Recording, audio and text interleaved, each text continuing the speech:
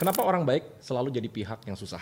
Either dimanfaatin, kerja paling keras, diperangi. Oke, kita speed round. Iya sih, Kenapa? iya sih. Aku memang merasa aku banyak ditipu orang.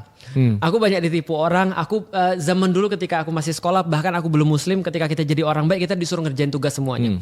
Somehow katanya namanya kerja kelompok gitu kan ya. Tapi kita semua Tapi kita ngerjain. terus yang ngerjain. Betul. Tapi ingat kita harus punya nilai ukur. Susah atau tidak susah itu seperti apa. Nah di situ aku bilang Islam itu ada. Nah Islam tuh melihat semuanya itu adalah ujian. Bagaimana cara kita respons itu yang membuat kita bernilai. Bukankah kemudian kalau kita bicara, kalau orang baik itu kenapa harus susah? Bisa gak kita ganti? Orang baik itu selalu punya sesuatu yang diambil pada diri dia. Susah itu kalau dinilai dari segi dunia. Tapi kalau sesuatu yang dia dapat lebih banyak daripada itu. Pertanyaannya sederhana, emang kita diciptakan untuk mudah? Kita buat kapal, emang kapal kita tambatin di dermaga? Kan kita buat kapal supaya dia bisa berlayar, ya kan? Maka suatu orang tuh nilainya itu ditentukan oleh seberapa banyak dia bisa jawab soal-soal yang susah. Maka kita bilang pintar dia. Kenapa? Karena dia berhasil menjawab ujian-ujian yang susah. Orang baik dia. Karena dia berada dalam suatu kondisi dia bisa jahat loh. Bukan gak bisa. Tapi dia memilih untuk baik. Nah, kalau dari gue perspektifnya gini. Kebanyakan orang lawan katanya baik apa? Jahat. Menurut gue gak terlalu tepat. Orang baik itu bukan berarti naif. Orang tegas bukan berarti jahat gitu loh.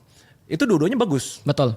Ya kan? Ya emang benar sih, lawan katanya benar. Tapi kebanyakan orang tuh mengsamakan naif dengan baik gitu loh. Ya. Jadi makanya pentingnya taraf berpikir dan menjadi orang baik ya pertamanya taraf berpikirnya dulu gitu. Karena orang baik itu bukan berarti orang yang susah. Berarti berpikirnya itu masih kurang tajam. Keren banget. Itu salah satu insight yang keren banget. Karena kenapa? Karena gini, ada beda antara baik dan bodoh. Itu kan maksud lu kan? Iya benar. Lu jadi orang baik tapi jangan jadi orang bodoh itu maksudnya. Bener. Makanya aku memang selalu introspeksi. Kadang-kadang aku dimanfaatin orang, aku introspeksi. Ini benar gak sih? Karena kadang-kadang kita merasa kita baik padahal kita lagi membuat orang jadi jahat loh. Contoh ya yang paling nyata. Lu ngutangin orang gak lu tagih. Itu kita bikin orang jahat sebenarnya. Bukan baik itu bodoh. Itu bodoh. Nah itu kesepakatan kita. Jadi belajarlah yang baik itu yang